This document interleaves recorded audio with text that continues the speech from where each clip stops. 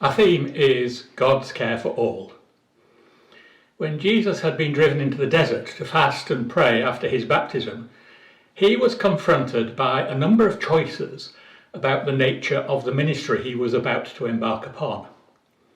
Hungry as he was while he fasted, he was offered the chance to turn the stones into bread. Not only would this stave off the pangs of hunger, but it would allow him to meet the needs of so many people facing starvation and poverty that were all around him. Jesus chose to reject the way of instant satisfaction in order to pave the way for a greater good, to show the way of justice for all. When Jesus was anointed by Mary with an expensive perfume, Judas was very clear that the proceeds should have been used to feed the poor. But Jesus told Judas to stop complaining about such an act of devotion and both the acceptance of and preparation for his coming death that symbolized.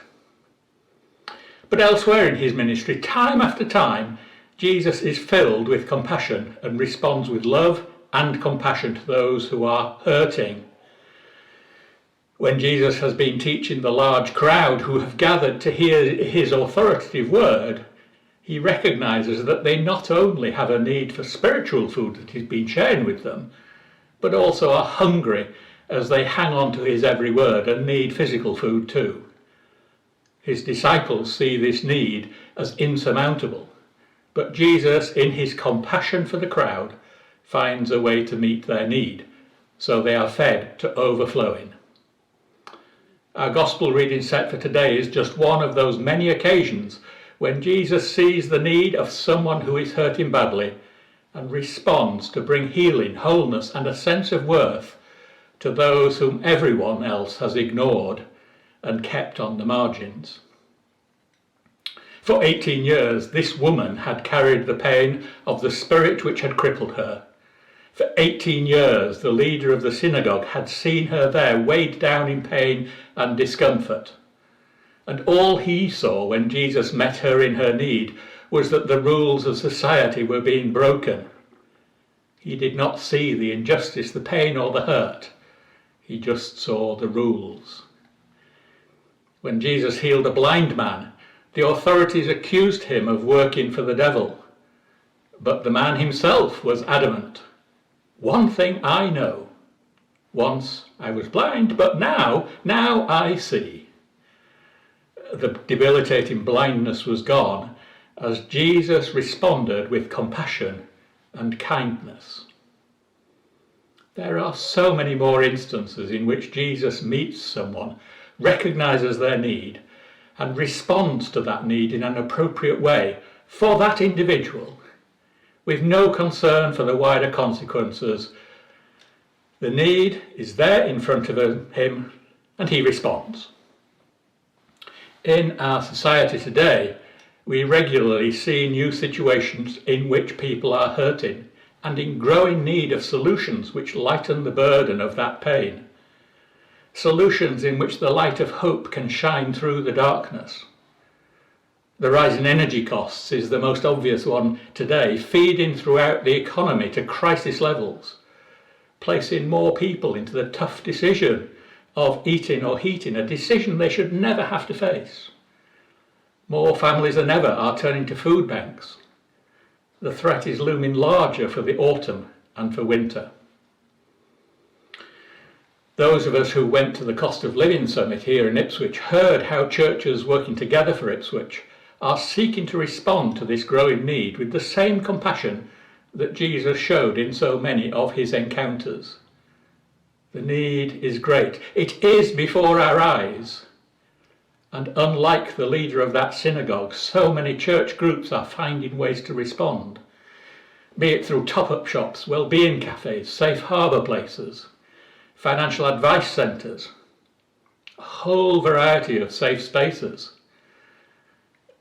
Long before we get to winter, the discussion is underway about winter warmers, a way of providing a daily warm refuge where people who can't afford their heating can gather for companionship and care alongside the warmth.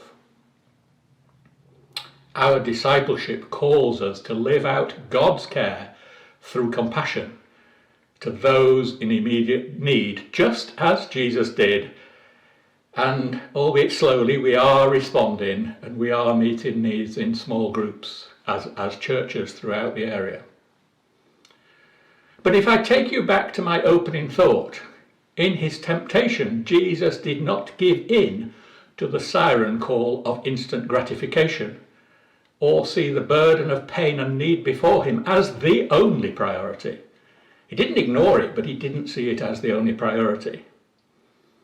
When the lepers met Jesus, he healed them, but then sent them to the priest who could declare them healed so that they could rejoin society.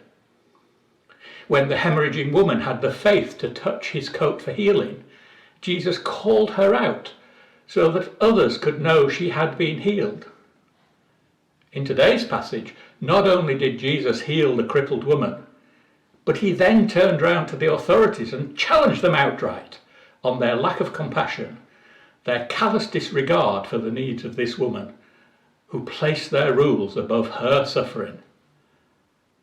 In so doing, he turned God's care not just into compassion, but into justice.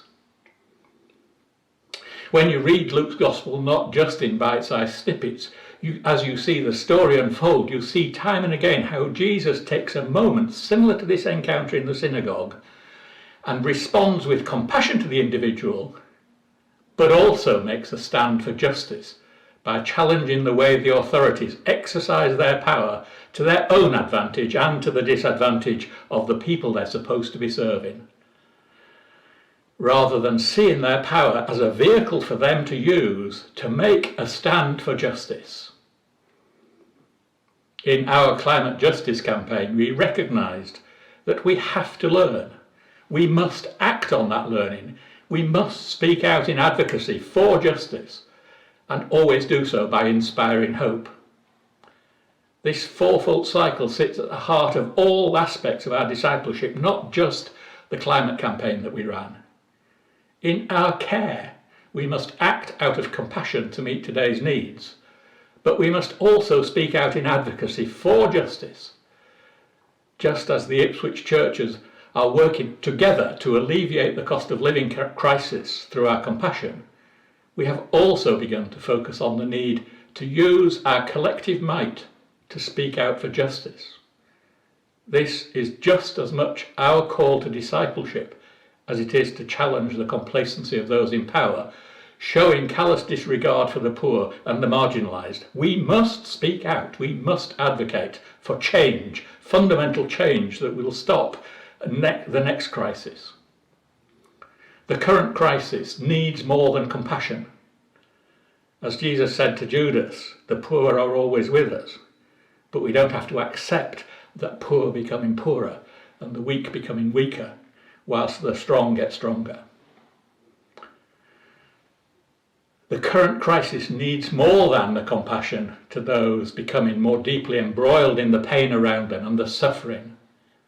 It needs a demanding call for policy reform, placing justice for the marginalised, the forgotten, at the heart of decisions. God's care demands both compassion and justice, side by side, allies in care. As disciples, we are called to stand for justice in all its guises, to inspire hope alongside our compassionate action. God bless you as you work for and advocate for care in justice and care in compassion. Amen.